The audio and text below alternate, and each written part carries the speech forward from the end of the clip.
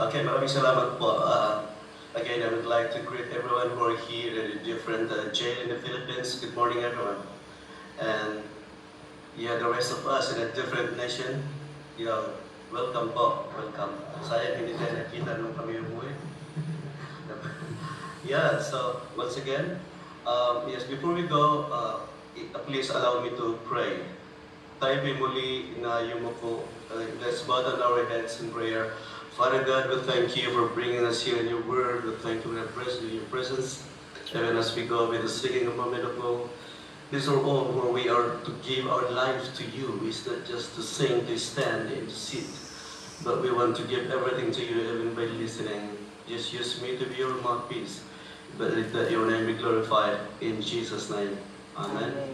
Okay, maraming salamat po. So, again, I'd like to talk to you about establishing our worship experience. Kung paano natin ipalaguhin, kung paano natin dagdagan ng ating mga experience sa pagsamba. Okay, so we go on. May I just want to change my... Okay, that's it. More natural. Okay, maraming salamat. So, ang ating pong versikulo ngayon, if you may flash that in the book of Jeremiah chapter 29 verse 11, verse 10 magsimula. Okay, so my topic today is how to establish our life in worship. Pagka po, yes, nasabing establish, we need to develop, we need to increase, we need to grow in that. Kailangan po natin ito na lumago. Okay. And that because in verse 10, ito bang sinabi ng Yahweh, ng Panginoon sa mga taga-Israel. This is what the Lord says when 70 years are completed for Babylon. Okay, I will come to you and fulfill my good promise to bring you back to this place. Tumigil muna tayo dito.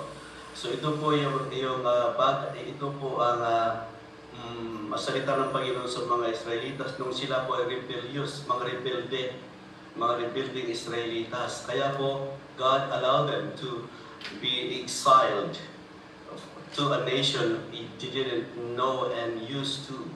Iba ang pagpupuri doon sa, hindi na sila makapagpuri, I should say, nung nasa Babylon sila. Originally, they came from Judah. The old capital of Israel is Judah, where these people, Israelites people, serve the Lord, pero matitigas ang mga ulo. Hindi nakikinig. At ito po, so God allowed them to be brought to Babylon. Before it was, now it was Iraq. Okay, so Babylon is for there, under the custody of the foreign nation. At ito po silang mga Israelitas. So the word here is to brought them for captivation. That is in verse 10. For 70 years of being captivated by other nation, hindi po sila sanay sa ganung buhay. Ano po? So, the word here is, for 70 years was been completed. Kasi, doon po sila ng 70 years. So, being captivated, this is the work of the devil sa bawat isa sa atin. The word captivated, or it's not yet even completed, and that because want to complete that on his own plan, kasi po doon dahil po kung bakit ang mga Israelitas ay dinala doon because of their sins and they don't obey God. Now that we are listening to the word of God, we know that the Lord Jesus Christ came for what? For salvation purpose. Kaya po sa versikulo kanina nagsabi ng testimony in Cadiz City, sabi niya, for God so loved the world that He gave His only Son. This is the word that we have heard a moment ago. Because of the sin that man did, and it was not forgiven, because Adam and Eve was not forgiven. And that was continuous. Okay, it may continues to all generation until this time, including every generation, every people, maski Ilocano, Igorot, Bisaya. Mayong buntag sa iyo dyan. Okay, so kasali po tayo dito na mahal ng Diyos. Kanina nasabi that for is the key word there. May dating pagmamahal na nasira. Okay? So, gustong balikan ng Panginoon ito sa ating lahat sa kay Kristo upang ibinigay as a gift. He gave the Lord Jesus Christ as a gift that everyone who says yes to the Lord may be accepted for salvation. Kaya po yun ang ating ginawa ngayon, at kung hindi ka pa nakaka-accept, kailangan kong malaman mo na mahal ka ng Diyos. That the only way to reconcile our life and to see salvation and to recreate our spirit again and to renew us is to accept the Lord Jesus Christ as Lord and Savior. Whatever your knowledge would be in the past, whatever your spiritual background are or is individually, at meron tayo yan. Kaya po, nababasa natin sa salita ni Lord na our original life is not even inclined to the Lord unless we do something. Unless po nagagawa tayo ng kaparaanan para po tayo mamuhay ayon sa kagustuhan ng Panginoon, because Jesus Christ first of all came to save the people, save the Israelites people, save everyone who are here, and save every tribes and tongues. At hindi lang po yan, siya po ay nagpunta, he came for healing, para po tayo magkaroon ng kagalingan. At hindi lang po para magkaroon tayo ng new nature, bagong katauhan. Dahil ang dating katauhan na nakaptivate yan ng kaaway sa Babylonia at kung ano pa, yung versikulo kanina. Okay po, so verse 2 po.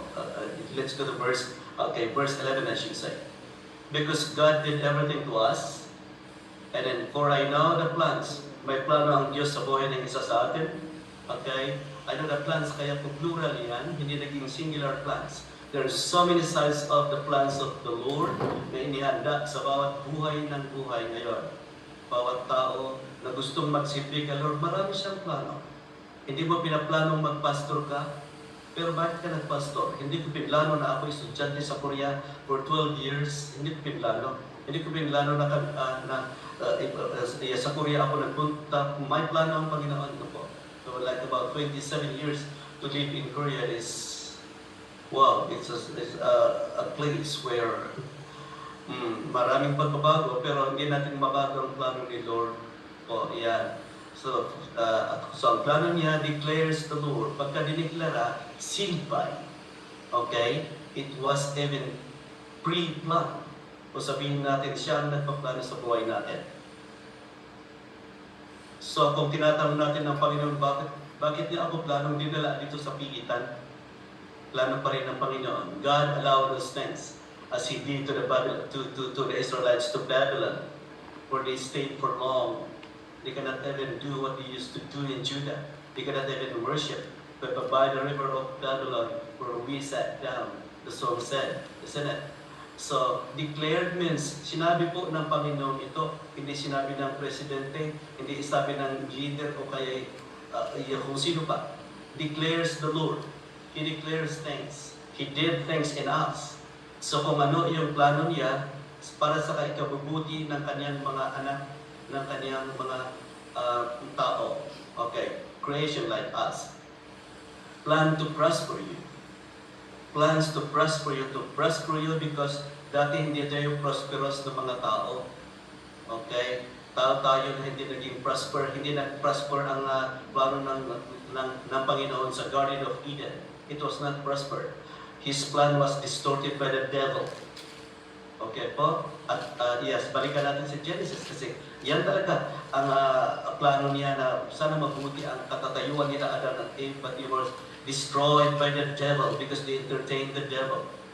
The plan of the Lord for you to live a good life was destroyed by the devil. That's why He brought you there inside the jail, and He brought us into where we are at. Okay? Plan to prosper you sana, pero nasira ito. And because the world is so harmful, and not to harm you, pero nagpaplano pa rin siya sa atin ngayon. Maski nasaan lugar tayo ngayon, we need to understand that the plan of God didn't stop only here. Didn't stop in the Old Testament and New Testament. It's still until this time po, kapatid. Sa istorya, it's a biblical history from the Old to the New. It's still until this time, God is planning. God still has that decision to do to you so that you don't decide for yourself anymore, but you are going to pray for, Lord, give me wisdom so that I can decide the things that you want me to decide. Ganun lang yun. I need your wisdom. I need your power. I need your understanding so that I may understand what is happening to me in this life. See? Because we say, as I said a moment ago, that coming to Jesus Christ, reflecting the character of Jesus Christ is not only a distant theological concept o kaya philosophical debate reserved to the Israelites or to the scholars. Hindi po yun. But it is a very pragmatic. Kung ano sinasabi ng pragmatic, it is a very practical. These are all the daily life for everyone. Sa lahat po, it is a daily life, or it is the reality of life for all who want to seek to walk with God. Lahat po ng gustong dadaan sa gusto ng Panginoon. So to reflect all these things sa atin, I'm just making it short because po marami tayong mga pinapag-aralan everyday, and I know that you got a point of like listening, and the Lord is adding your knowledge, adding your wisdom, and adding everything what you don't have before. Okay, so in verse, please get back to the verse 11. Plan to prosper you, us all, and not to harm you. Ang mundo at ang tao at ang ano pa gusto tayong saktan. Masakit sa atin ang ating kalalagayan minsan. We have all the reason that to say I did nothing wrong. I was just. Ako ay paano sa Tagalog, pinabasol daklain. You suffer what you didn't do. Yun ang point ko dito ngayon. Even though sa kalalagayan mo yan ngayon, dahil nga very harmful ang lahat, that kung sabihin mo lahat ng nakapalibot sa akin, I was not yet in the Lord before. Nasa ihawak pa kung sino at pati kaaway na involved sa buhay mo, kaya ka po nandyan ngayon. Pero hindi nagtatapos. Maraming salamat sa next word, plan to give you hope. Mayroon pong pag-asa. May pag-asa sa Panginoon. Lahat ng ating mga kinakanta, God, there is a hope in the Lord. There is a plan in the Lord. There is still place in our life wherever we are at. How we can move, how we can even think rightly, we have still hope in the Lord. And including hindi lang po yan ay pag-asa, kundi pati sa plano sa paghinaharap. Okay, may plano po ang Diyos for a future life, for a future people, you like you and me. Hindi po ito nagtatapos dito. So maraming salamat. So, sa verse 12, ano naman ang ating responded? Dahil mahal na mahal tayo ng Panginoon. Ito po ngayon. To increase your life, to develop your life in worship, then you will call on me. Calling is calling the attention of God in singing. When you sit down for worship, kayo po ay naghanda mula kaninang umaga, you're preparing yourself, ako po ay pupunta na magsamba. Sasali ako sa Bible study ngayon. You are calling the attention of God. You are calling God in His place. Binibigyan mo ng puang ang Panginoon sa iyong puso, na ikaw po ay lalapit ngayong araw na ito to call Him into sing, into prayer, into come, and to move yourself. Hindi ka natulog sa dormitory, right? Pero nandyan ka ngayon because you move yourself to come and listen and pray to me. Yan ang sinasabi ng Panginoon sa mga Israelitas. Of course, pati sa atin din lahat. To bring you back to this place, kaya yun sa versikulo 10 kanina, to bring you back to this place. Anong lugar? Lugar sambahan. Ano pa? Kasi pagka sinasabing to bring you back to this place of my promises. What promise? Promise of salvation through Jesus Christ. Isn't it? So, to bring you back to this place is to relocate you. Ano ang ibig sabihin ng relocate? To renew, para mabago. To renew your spirit. To renew your mind. Every day na mabago ang ating isip. Pati po isipin ang Panginoon ng pagkabuti. Okay, to renew even your worship, the place the thing that you used to do in worship. Dati naman hindi ako, sabihin mo, dati hindi ako pala samba noon nasa labas pa ako. Right? O kaya dati nagsasamba na ako. Di magpatuloy ka. nare-renew lang kung paano kumilos ang Panginoon at this present time. Isn't it? Pero kung sabi natin, the thing that I used to do, I'm not worshiper before. Pero magpasalamat ka kapatid. Because when you come, when you move yourself, when you start to listen, to call on me is to listen on me. God is listening to everyone. Isn't it? And then, to pray. At ito ang ating ginagawa na nanalangin, to sing. So that God will attend on us. Ito po, so that God and I will listen to you. Kung ang mga tao hindi tayo pinapakinggan, kung ang mundo ayaw tayong pakinggan, kung ano man bagay na bakit ayaw tayong pakinggan ng mga tao, and not because of who you are, and not because of what you are now. So who you are, where you are, kung nasaan ka ngayon, ayaw kang pakinggan. Pero maraming salamat. May Diyos na nakikinig sa bawat isa sa atin. Sabihin mo sa kapatid mo dyan, Amen. Amen. May Diyos na nakikinig sa iyong panalangin. May Diyos na nakikinig sa iyong pagpupo upang makinig. It is a kind of reciprocal basis. When you listen to the Word of God, the Lord will listen also to you. When you sing praises to God, the Lord also maluoy sa iyo, give iya sa imo, okay, maawa at kung ano pa. Maluoy gid. At maawa o kung pansinin ka ng Panginoon dahil pinapansin mo siya. Binibigyan mo siya ng panahon at oras so that God will listen to you. This is how we improve our what? This is how also we go with the increasing our worship experience. Let's go to Hebrew chapter 10 verse 22. So magpatuloy ka kapatid. Pangalawa, let us draw near to God.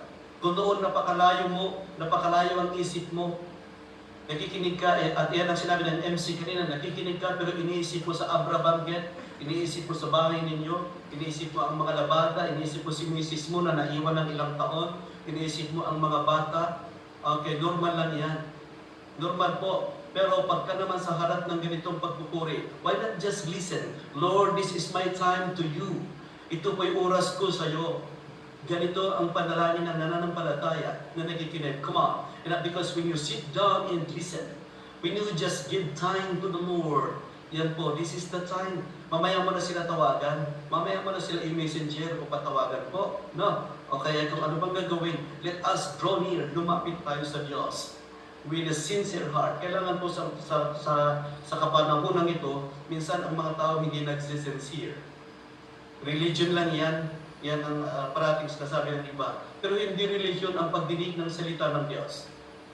Hindi religion ang pagpupo upang makinig sa katotohanan ng salita ni Lord. Ang sinasabi, mag-sincere sa puso natin. I-reconcile ang ating iniisip. I-reconcile natin ang ating puso sa Diyos kung oras ng pagsamba. We come to God and near to God with a sincere heart. Mag-sincere tayo. Maraming hindi sincero. Sana wala dyan ngayon. Dahil ang sincere na nasabi, this is the personal conviction of the heart. That even inside your heart, you are convicted by the Word para magpatuloy ka, maging malakas kang makinig. And with a full assurance, kailangan ko na magkaroon tayo ng paninigurado, tama ba itong inaatindahan ko? Baka tayo nagtatanong, tama ba ang mga salita ni Lord? Baka tayo nagtatanong, iba naman yung aking Biblia nung nasa labas ako o kaya sa aking knowledge. Come on, dear brothers who are listening today and sisters. The Word of God is but just one to come into the knowledge of it with wisdom and with His authority. We need to get it with authority. We need to bring ourselves, our heart with authority of the Word of God so that we can be assured of our salvation. That one thing, that we are sinners. But my resulta at may plano ang Diyos sa ating mga buhay. Kaya kay Jesus natin malalaman na kung tayo ay sigurado nga ba with full assurance. Ilagay natin ang pananampalataya, ilagak ang pananampalataya kay Jesus. I want to bring my faith unto you that you are the Lord. Increase my faith, dagdagan mo ang aking pananampalataya. Iyon po sana ang panalangin ng bawat isa. Ano po? Dahil tayo nagkukulang palagi. Panalangin natin na, Lord, dagdagan mo ang ating pananampalataya sa pakikinig. And why? Because just one thing, that faith in action is but just one side of the coin. Pagkabaliktan, baliktarin mo ang coin, Yeah, there is an eagle at the back, and there's the head on the other side, but it's still one coin. Hindi pwedeng, so faith in action is just one. Right? So kung may pananampalataya ka na ayaw mong makinig, kung may pananampalataya ka na ayaw mong makinig, it is useless. Kung nag-a-action ka na, you don't respond on faith, it is useless action. We need to act in the Lord. Kaya po tayo nag-a-action. Kaya ang sabi ni James, faith without action is dead faith. Right? So kailangan mag-action tayo. So thank you for all the action here that you are listening. In that one act that you do, and aside from listening obediently, you are increasing even your listening ability. I was telling you before, but that listening is a skill. Kagaya ng pagtipa ng gitara, kagaya ng pag-play ng basketball, that is a skill to play. That is also to play the organ or the guitar or the drum or everything. This is it was developed through practices and also a training in you, in experience. Ganon din po sa pagkikinig. Ang pagkikinig ay ito ay skill. And we need to develop our ears to listen. Right? Kailangan po na ang pagkikinig ay nade-develop ito through training. I-train mo ang tainga mo na makinig sa totoong balita ng Panginoon. Itapon mo ang pagkikinig mo sa mga negative, sa mga marites. Pero ang marites sana sa salita ni Lord ay doon mo mapakinggan. So these are all the things. So we go back to the verse. Let us draw near to God with a full assurance, with a sincere heart. Go back to that verse, and then I said, so that faith brings, having our heart sprinkled. This is asking for cleansing. Every time that we listen to the Word of God, there is consecration. May paglilinis, may pagkikinig, may confession, may repentance, may cleansing. Kaya marami tayong narinig na katuruan ngayon. Tama na, yung isang araw ka lang nagpuri sa Panginoon at isang araw ka lang na magbigay papuri at isang araw ka lang maniwala at forever ng paniniwala. No, kapatid. Kailangan po that we need to maintain and sustain that. We need to maintain that faith. Kaya sa araw-araw ng pagkikinig na bubuhay ulit, ganoon yan kapatid. Hindi pwedeng sabihin mo, maniwala ka ngayong araw na ito at reserve for the whole year. Maski hindi ka nakikifellowship, nakaupo ka lang, o natutulog ka lang, it may not work. It may not work, again, I said, because the Bible says that in every, pagka nakita natin ng Biblia, bakit kaya assurance, hindi assured? Bakit kaya sincere, hindi, was sincere? Right? Bakit kaya hindi naging past tense? Para itigil mo ng makinig. Hindi. And every time that there is the basic form of the verb, sincere, assurance, in heading, bring, these are all present form of the verb, that every time that we listen, it is coming to an idea that it is presko every morning. Yan po ang ibig kong sabihin. Every morning, ang presko ang salita ni Lord na ating napapakinggan. Fresh in every word, fresh in every time that we listen. So we can be cleansed from our guilty conscience and having our bodies washed. Bakit hindi naman ako pinapaliguan sa Bible studies? Baka sabihin mo, it's not literal. The body wash here is not literal to explain, kapatid. Pero nakikita natin, these are spiritual to explain. Ang sabi dito, having our body washed by the pure water. What does it mean? What is inside the body? What is the character brings? What is all the attitude must be cleansed? The character that we have, the bad character that changed by God, it is being cleansed and washed and consecrated by the Holy Spirit. By the true pure water. The pure water of God is the Word of God natin napapakinggan. At yun ang sinabi ngayon ni Jesus Christ kay Nicodemus. Napakagaling ni Nicodemus, attorney si Nicodemus. Kasi po, tinanong niya kay Jesus sa John chapter 3 verse 3 at sa verse 6 and 5. Sabi niya po, paano ako maligtas? Paano ko makita ang kalangitan? At paano ako pumunta sa langit? Diretso na lang. At yun ang sinasabi ni Nicodemus kay Panginoong Jesus sa isang gabi. Pero sumagot si Jesus, unless you are born again of Spirit and with water in Spirit, Yan po. With what you cannot see the kingdom of God. This is here connected with the pure water. Unless na hindi ka mababago sa salita ng Panginoong Diyos, Nicodemus, maski attorney ka, doktor ka, na napakalaki kasi. Si Nicodemus kasi, he was a member of a Jewish ruling council. He was a lawyer by profession during the time of the Lord Jesus Christ. Napakagaling. Hindi ka pwedeng pumunta sa Senado kung wala kang pinag-aralan. Hindi ka po pwedeng magiging leaders of the country kung wala kang pinag-aralan. Opo, totoo ito. Kailangan may pinag-aralan, a lawyer or a high or a master of, a degree of. At yan po, the same with Nicodemus as a member of the Sanhedrin or during Jesus' time, napakagaling. Isang Pariseo na yan po ay napakagaling, kaya you were a member to suggest the Jewish council. Pagka yan ay council na sinasabi kung ano ang magiging alituntunin sa bayan Israel.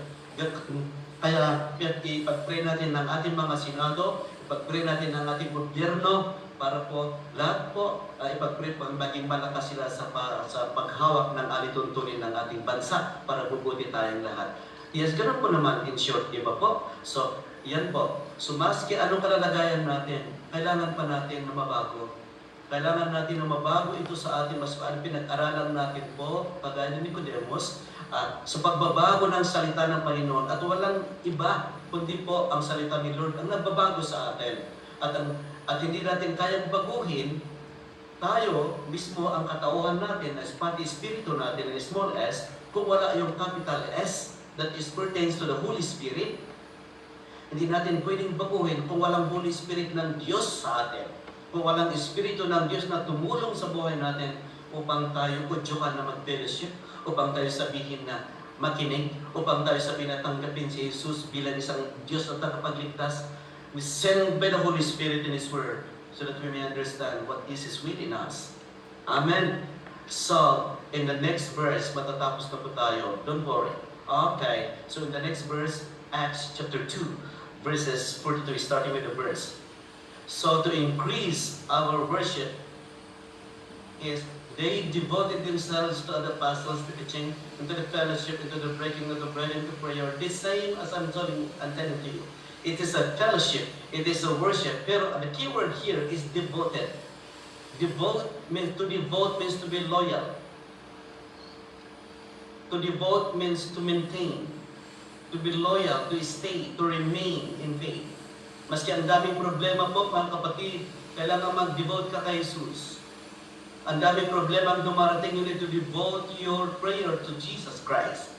To single out and say, Lord, tulungan mo ako. I-devote mo ang sarili mo kay Lord, kaya makinig sa mga nagsasalita. Yan po, to devote means to be loyal, and to stay, to remain. Huwag kang pabago-bago ng pananampalataya. Kung tamang binigay mo kay Jesus sa isang araw ang pananampalataya mo, paalagaan mo yan. Kasi dito ka nakikinig, kung apostles teaching the same as the word today. The gospel of Christ is for the apostles were teaching during their time. And in fellowship, kaya tayo nag-fellowship, maski po nasa online, tayo nag-fellowship ng bawat isa. Breaking of the bread, hindi lang po ito ang communion na ginagawa. Sana someday magpo-communion tayo sa kulungan, walang problema. This is the act of remembering what the Lord Jesus Christ did in the cross as a covenant to us, so that we may know, so that we may experience again the meaning of the blood in the flesh, on the body of Christ died on the cross, and that we are all going to eat communion. Pero maraming salamat na ang sinabi ni Jesus sa John chapter 6 verse 35, I am the bread of life. I am the bread of life. Who comes to me shall never be hungry, and who believes in me shall never be thirsty. So siya ang tinapay ng buhay. Si Jesus ang tinapay ng buhay. So ang sabi doon, sa versikulo kanina, return the back in the verse. Ang mamina ko, please. So ang sinabi doon, hindi sila tumigil. Hindi tayo tumigil na nagbababel study every day sa kulungan. At sa labas, nandito kami. Hindi kami matigil sa ministry ito. Thank you for this ministry that even Pastor Connie from Canada, and then the rest of the pastors all over the world who are in this panel. Why? We are here not just playing. We are here to sit down and doing everything to fellowship together, to the breaking of the bread. Ito po, to share the Word of God. To break means pagsalusaluhan natin ang salita ng Panginoong Jesus. To break Jesus Christ. To break the gospel. Para hindi tayo magutom. Pagka wala kang ayuda, magugutom ka, magkukomplain ka, di ba? Kung wala kang ayuda, praise God, may mga ayuda ngayon. Kaya pumupunta ka sa barangay para may ayuda ka, isn't it? So that is given by any organization or any institution or even the government gave those things. You are part of it. Pagka hindi ka tumayo na pupunta na kumuha ng ayuda, wala ka. Wala kang pagkain. Yes, lalo kung ang pagkain na iyan na ayuda ay para sa isang buwan. Paano ka na sa isang buwan? At kung hindi ka, tumayo at pumunta. Kaya ganun din sa salita ni Lord. Kung hindi ka tumayo at makinig at pumunta, wala kang ayuda. Magugutom ka. Isn't it? Magugutom ka and then you are not being prayed of. You know, prayer is very important. We are here for fellowship, for bread, to share the Word of God, and to divide something, to eat together. What else to be prayed of? Para tayo ipanalangin. Napakaganda na tayo pinapanalangin. Ang ganda na may prayer covering tayo. Ano po? So, yan po ang ating papag-aralan in the next verse po. Next verse. Come on. At ako'y matatapos na. Sana matatapos. And everyone who will be on all. Kaya po sa pang-araw-araw natin na fellowship, araw-araw tayo nakikipellowship, nakikihati sa salita ni Lord, nagkakaroon tayo ng share sa mga salita ng Panginoong Diyos, pinapanalangin tayo, gusto natin magkaroon ng miracle sa buhay natin. Itaas nga ng kamay ang mga gusto na may milagro sa buhay niya. Itaas ang kamay. Come on. Kung sino may gusto na magmilagro ang Panginoon sa buhay mo, maski sa kalalagayan mo, mag-miracle ang Panginoon. Amen. Okay, pakibaba na lang po. Thank you. I pray for you guys. I pray for you. Who are you in there? I pray for you. Why? And everyone was filled with an awe. And many wonders and signs performed by the apostles. What does it mean? It speaks of miracle. Sa lahat na nakikinig ngayong araw na ito, I pray for miracle to come upon you. For miracle, sign and wonders na hindi mo, that is not even be in the natural comprehension. Hindi mo alam bakit nagme-miracle pala ang Panginoon? Meron palang milagro minsan na ginagawa ng Panginoon sa mga kaso mo. Hindi ka pa maging masaya na God touched the heart of the authority of the court law na ang dami-dami mo nang promulgated pero hindi pa napupromulgate. Ang dami pang na-extend ang litigation because it is of... Pero minsan may ginagawa ang Panginoon. Naniniwala din naman ako, maski gaano kasama ang buhay ng isang tao, gaano kasama ang buhay mo, gaano tayo kasama noong hindi pa natin tinanggap si Jesus, nag-miracle pa rin ang Panginoong Diyos sa atin at dinala ang kanyang Panginoon, ang kanyang salita ngayong araw na ito para magpapakinggan tayo at sa pangaraw-araw na ating pagkikinig, yan ang isang miracle ng Panginoon. Para dyan magpatuloy na maniwala tayo. Tayo na amazed minsan, bakit natapos na ang kaso mo pala? Bakit natapos na pala na mayroon ginawa ang Panginoon? Magpasalamat ka, kapatid. Dahil isa ka doon sa kabilang ka. Kabilang ka sa aking binabanggit ngayon. Ibine-bless ka ni Lord. Someday, across the line. Someday, along the point of line. That you can be promulgated. Makalabas ka para maging spiritual leaders ka sa iyong pamilya. Ang lahat ng napakinggan mo sa kulungan, dalhin mo yan sa iyong pamilya, sa kaibigan, dati mong manginginom, dati mong mga babaerong, mga barkada noon, mga mamamatay taong mga barkada mo, kung sino pa sila, babaguhin ni Lord dahil sa iyong buhay. Amen, sabihin mo sa kapatid mo. Amen po. Ayan. Tell your brothers and sisters, amen, ikaw ang isa noon, kamo. Ikaw ang isa dahil gagamitin ka ni Lord. That is the point why we are here, is to prepare by the Lord for spiritual feelings, for spiritual mission and campaign. Whatever the time is na makalabas ka dyan, kagamit-gamit ka ni Lord sa kaligtasan ng iyong pamilya at mga iba pa. Amen? Amen. Next word. Next verse. Sige na po. All the believers were together had everything in common. Maki-unite tayo, huwag tayong kalat-kalat. Huwag kang magiging, huwag kang magiging, what is this? Ano ba sa Tagalog? Naririnig ko ito palagi. Yung hindi makiayon. What is that? Huwag kang palasaway. Ano pa? May word dito yung you don't want to unite yourself. Okay. Ang pagkikinig ng salita ni Lord, i-unite mo sa loob mo. Lord, kalat-kalat ang aking iniisip at ang aking buhay. First, ipag-pray mo ang sarili mo. That you have to unite yourself in prayer. Unite yourself in worship. Unite yourself in listening. Yan po, para hindi kalat-kalat, basag na basag ka. Kaya ka lumapit sa Panginoon. Lord, buuin mo ako ulit. I need you, Lord God, to make me whole. Okay. W-H-O-L-E. Make me whole. Kung ang buhay mong pangit, aayusin ang pag-i-unite ni Lord, the Lord will reorganize your life in common. In common means mapag-isa. Ganon din, huwag kang palasaway. Huwag kang rebelde. Iyan ang gusto ng Panginoon na mag-unite tayo sa salita niya, mag-unite tayo sa kaibigan natin para magkaroon ng pananampalataya at peace. Paano sa Tagalog ang peace? Okay, kapayapaan. Okay po, para may kapayapaan ka, kapayapaan ng palibutan, kapayapaan ng mundo, kapayapaan sa kulungan, kapayapaan sa lahat, sa pamilya. Maski wala ka sa bahay mo, pinapanalangin mo, may kapayapaan sa bahay, may kapayapaan sa bahay namin. Lord, dalhin mo walang pag-aaway, wala na po yung mga anong alitan pa sa bahay na iniwan mo. Kaya nandun ka natututo ngayon. You pray for, you believe that you will unite in common. Right? The next verse. Okay.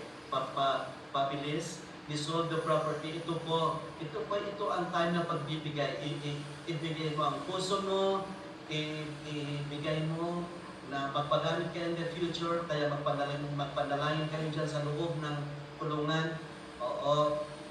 At ito, minsan, paano ako makapag-offering, pastor? Sa kanila kung may trabaho ka. Alam ko na wala akong trabaho dyan sa kulungan Kaya, sabihin mo, Lord, makapagbigay ako na kagaya ng ginawa noon para ako maging Christ. Ganun din. Kaya, sa church, may pagbibigay, kaya may hangayo sa kulungan, may mga face-to-face tayo ngayon, kasi hindi na po COVID-19, may pamasaya ang mga pastor, may mga pagkain ng mga pumunta na mag-mission. Ito po ang ginawa kasi noon.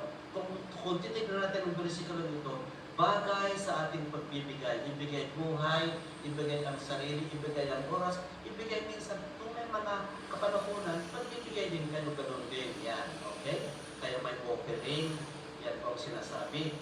So yan, magandang pananin nyo ito in the future. Okay, next verse. Okay. And then everything continued together. They continued together in the temple court and the prophet the same. Magpatuloy. Huwag itigil. Huwag tumigil next month. Huwag mabahaw. Huwag iyong pananampalataya. Mabaawan pamatin. Well, continued. The word here is continued. Huwag mabaawan ang iyong pamati. Bahala ka na dyan. Kung mabaawan ang iyong pamati, bahala ka because it may not work to you. When you feel that bahaw na bahaw ka sa pananampalataya, magpalamig sa pananampalataya. Ang word dito, nag-continue sila. Nag-continue sa fellowship, araw-araw, nag-continue. Yan po, ang keyword na lang. Isang word pero it may explain in a good idea of listening, fellowshipping together. In the last verse, okay, yan na. Ito na po yung last na aking sasabihin sa araw na ito. Come on. Praising God and enjoying favor of all the people, and the Lord added your number daily those who were being saved. Maraming salamat kapatid. Ito na po tayo nagtatapos pero nakita ko sa versículo ito. Come on. Para maging Christ, para mag-develop po ang ating pananampalataya, to establish is to add more and to build. Oo. Para hindi po ito nabibuild kasi tumitigil tayo. Marami tayong problema, ibigay kay Lord. Huwag ang problema magpatigil sa'yo. Huwag iyong iniisip na, meron pa ba akong pag-asa? Meron.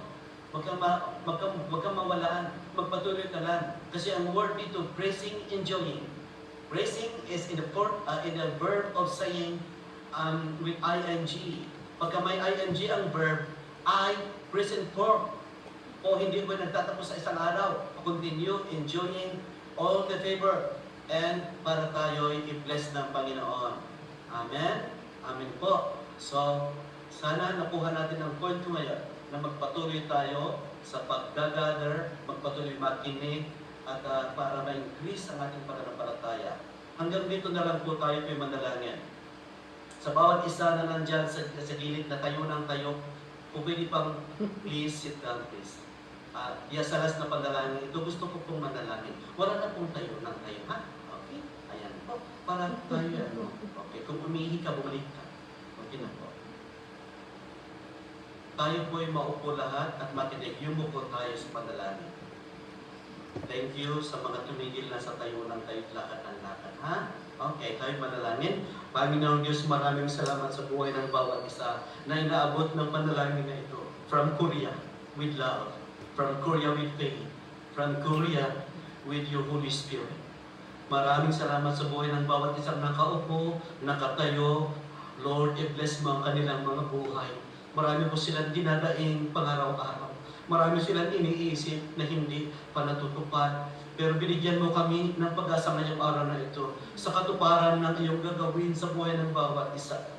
Panginoong Diyos, hipuin mo ang kanilang mga puso, ang kanilang mga kaso. Hipuin mo po, Panginoon, ang mga humahawak nito at lalo sa pagbabago ng puso ng bawat PDS. Maraming salamat sa kanilang pagbabago na itigil na yung noon lang yun. Pero ngayon na pag may pagbabago sa salita mo, magpatuloy kang bigyan ng pag-asa ang mga nawawala. Lord, iligtas mo ang bawat sa tumanggap sa iyo bilang sariling Diyos at pagligtas. At ibigay ang puso sa iyo dahil ikaw po ang kikilos sa buhay ng bawat isa. Bawat isang nakikinig na PDL sa lahat. I-bless mo ang kanilang mga buhay. Kayo po ang kikilos sa kanila magmula ngayong ulit araw na ito sa pagpapatuloy ng pangaraw-araw. Kikilos ka po sa buhay nila, sa kanilang mga kaso, sa kanilang mga iniwang mahal na pamilya na hindi na nakikita at lumaki na ang mga bata na graduate na at nag-asawa na, ang mga anak nila at nasa kulungan pa sila. Panginoong Diyos, maawa ka sa kanila. Maawa ka sa kanila at palakasin mong pananampalataya nila. Ganon din ang kanilang iniwang pamilya sa kanilang mga tahanan. At hindi lang po yan, lahat po ng kanilang mga iniwang mga business at mga bata. Oh God, ipag-protection mo sila. Ang kanilang mga asawa, mga nanay at daddy, God, mom and dad, I pray for them all. Lord, let your covering mercy to come upon them. The blood of the Lord Jesus Christ may cover them. Every day that they do may prosper and may have success in their life. I pray for all the PDLs who are listening today, that your name be glorified. Embrace them once again. Ikapin mo sila. Panginoong Diyos, maraming salamat. Maraming salamat. Maraming salamat sa buhay ng bawat isa nakikinig. Ito po ang aming samot kailangan sa pangalan ni Jesus. Ang lahat po nagsabi namin.